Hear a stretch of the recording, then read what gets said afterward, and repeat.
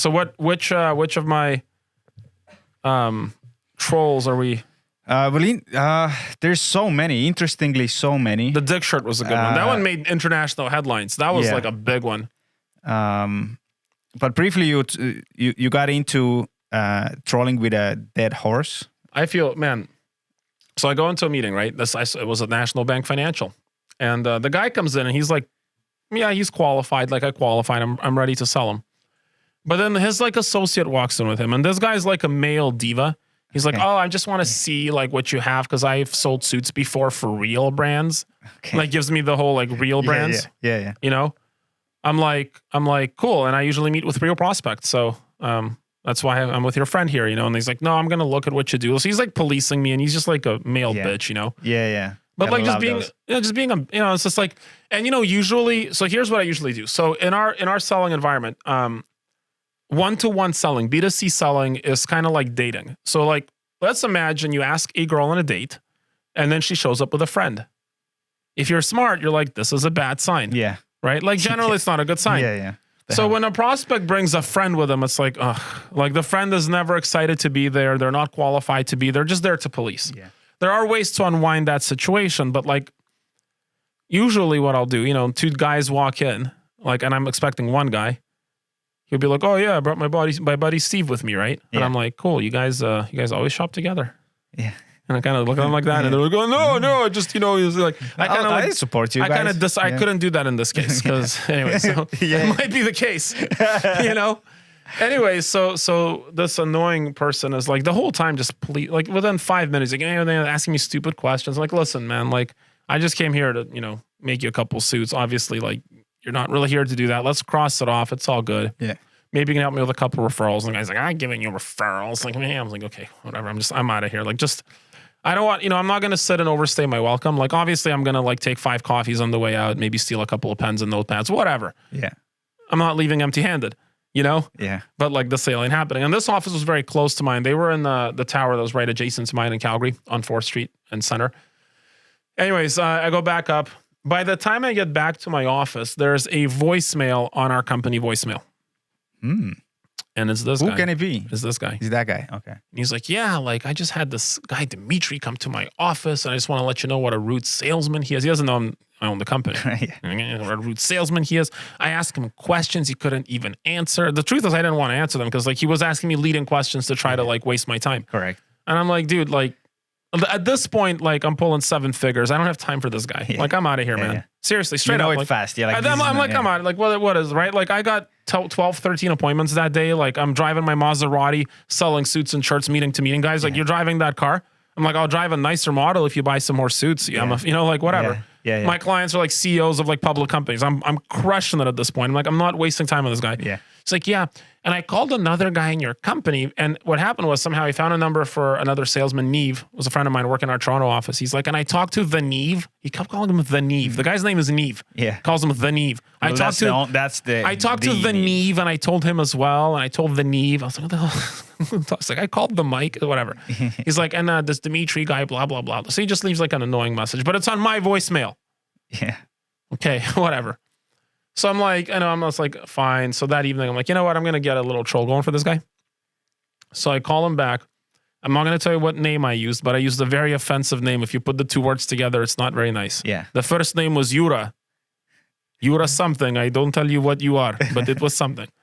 And I'm like, yes, I am Yura something. You are Yura something. Yeah. It was pretty obvious when he figured out later, I think. But it's like, yes, and I am calling as CEO. I want to apologize for my sales rep. Big apologies to you. I would wish to give apologies to your face, but you're not in front of me. I cannot apologize in your face. Yeah. So I apologize to you on the phone. Yeah. That's all right. And the guy's not picking it up. Like, I'm not, And here's the funny part. I'm recording this. So I have like a video, like I'm videoing myself on speakerphone. Yeah. I want to apologize in your face, but because you are not in front of me, so I cannot apologize in your face. Yeah. I will just apologize to you here. Dimitri, very rude. I fire him. I must apologize. Yeah. And he's like, yeah. And he just goes off. And I have this call. It's like 12 minutes long because for like 8 minutes, he's just like, yeah, blah, blah, blah. He's describing for 8 minutes a meeting that took like 4.5 minutes. Yeah, sure. And this and then, yeah. I'm like, yes. And I'm just empathetically listening as you're out. Yes. Oh, that is terrible. Oh, apologies. Big apologies. I give you all my apologies. A big load of apologies to you. Just the whole time I'm like, okay. And I had I knew what I was going to do at the end. It's called, I'm like, listen, I must apologize to you. In my country, when a big disrespect is rendered upon you, I must ask forgiveness with present. Yeah. I am racehorse enthusiast. I have horse. Ikoplesi. I can't remember the type of horse, but I intentionally mispronounced it. I was like, Ikoplesian horse. Very, very brave. Good horse, but old. Yeah. I gift you horse. And the guy he just talked for like 8 minutes. So he's got rapport with me. Like he's listening, like talking the whole time. So he's like, he feels like I'm understanding. Yeah. Like I give you horse, gift horse. And he's like, thank you. Yeah. He doesn't know. He's like, oh, he has no idea what to do. He's just like, thank you. Yes. I'm like, yes. My assistant email you. Take care of everything. Thank you. Bye-bye. Get off the phone. I Googled and found the sickest looking horse, like the picture of this horse. This was white with like freaking had liver spots, man. Like, like old people get liver spots. Yeah. Like I didn't know horses get them. And this white horse, like it had freaking liver spots. It was dying. And it had like 2 teeth. And it was a picture of this lady looking it in the eye. And the eye was like bulging out. Like, looked like Mr. Burns, like just fucking dying old horse. Yeah. And I send them the email from this email I made. And I'm like, hey, we're keeping it at the stable. Like I found a real stable. And I'm like, everything for the horse is done. Like all the shots are done. There's no rabies guaranteed. Like just the stupidest email. Like, but you have to pay for its food. And I made an official looking bill from the like stable in Calgary.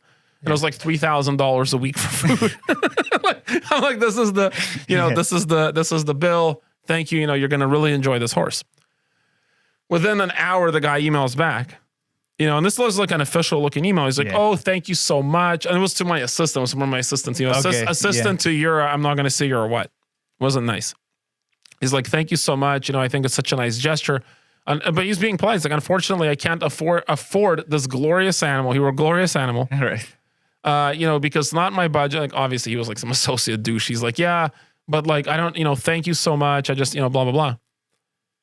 And I reply, but I make it look like an auto reply. Okay. And it's like, hello, thank you for contacting us. We're on vacation until next month. If you're inquiring about the horse, please know it's already been sold, the new owners. And I listed his details. That guy's details. Yeah. That guy's details. And then he replied again, no, I don't want the horse. And I just copy and pasted the same auto reply. Yeah. And that's kind of where it is. And then for like another month or two, I would send them through the mail, like dropping off from my office, bills from the stable that he had to pay. Nice. Like $3,000 a week. Yeah. So if he got like $18,000, he's like, shit, I got like overdue feeding. I don't know if he went to the stable. He's like, I got overdue bills on this horse, right? And I did that for a while. And then I kind of forgot about it, was doing other stuff. Yeah. And a couple of years later, like I'm walking down, you might've been in Calgary at this point. I'm walking down the street and this guy's walking by and he's talking to a friend and we make eye contact and I could just see his soul left his body. He's just like, like it's almost like this great shame came over him where he realized that, maybe he went to the stable or called them or something. He's like, dude, there's no horse like that here. Nobody's holding a horse for you. What are you talking about, you psycho, And I could just tell he looked defeated. Yeah. He just looked at me like he knew I was the better man. Nice. Yeah. He learned this lesson, I think. Well, he wouldn't fuck with another Tailor. He was like, maybe I should stop doing the payments to the stable now. I don't know, man. But that was fun. That was one of my first ones. And I still share that story. Sometimes there's been others. Yeah. Like if you haven't checked out the Down Heroes one, we talked about a minute ago. That's a good one. Also, was there a guy who got like 1 year a call from you every day? Oh, yeah. Yeah. Yeah, he changed his number. Yeah. Oh, it wasn't just for me. Oh, no. We had a call center at that time. Okay. It was like 30 a day.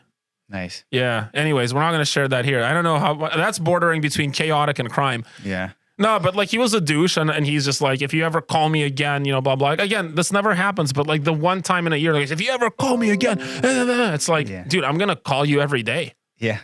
Like every day. Like, you wouldn't dare. I'm like, okay. And then I just handed his number to my call center overseas. And I'm like, every day you're going to do one test call on this guy. Yeah. Every single sales rep. So it was like 54 sales reps. Nice. And eventually the company you call him and like his number wasn't listed anymore. Yeah. But there's more to that story. I don't know if you know this. I don't know. So it was I just one guy remember. and he was just like, and listen, whatever. So that happened. And then about a year later, I had another guy. And then I'm like, I'm going to do the same thing to him. Just like, okay, you want to yell at one of my salespeople, you're going to get a call from us every day. And then, yeah, this is funny. So one day, I don't know, I think we had a bunch of us in the office. We're just like, let's try something funny. We called him on speakerphone and we called the other guy on speakerphone at the same time. Yeah. Okay. And they both picked up. We started the approach and then we just put the speakerphones together and they just started yelling at each other. Like, who is this? Who is this? Oh, you tell me. And they just start going crazy on each other. We're like, oh shit. It was like the two Chinese restaurants ordering food from each other. It was just like two angry guys that already have like a predisposition for explosive anger, just getting crazy on each other. We're like, cool. Yeah. Oh, so anyways, that was fun. That was the last time I did that. But because it's just annoying after a while, even to me to have to like follow through on these plans. It's it takes a lot of effort and planning. It looks like No, not a lot of planning. No? Just a lot of hate in your heart.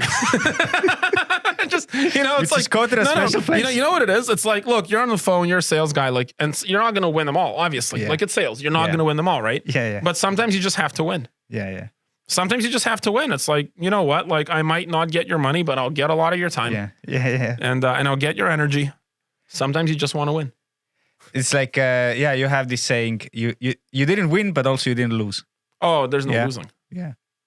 That was one. I'm trying to. I mean, usually they're pretty good-hearted. Like giving somebody a dying horse is that's more like that's good-hearted. Yeah. Nominating somebody for a Down syndrome hero award. That's a nice thing to do. I think Like people need to be aware of things. Yeah. Even though the guy didn't, but still. Yeah.